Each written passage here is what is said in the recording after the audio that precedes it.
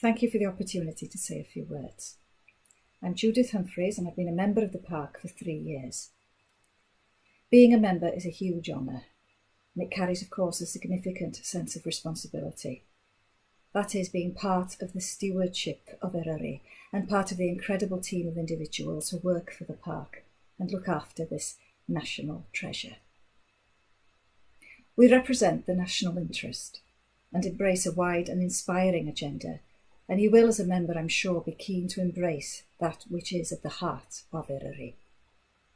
A landscape of outstanding beauty, mountains, coastline, ancient woodlands, incredible biodiversity, a rich cultural heritage, the Welsh language, castles of the princes of Gwynedd, vibrant communities, agriculture, recreational opportunities, opportunities with health and well-being, dark skies, important opportunities to engage with post-slate mining industrialised disadvantaged areas.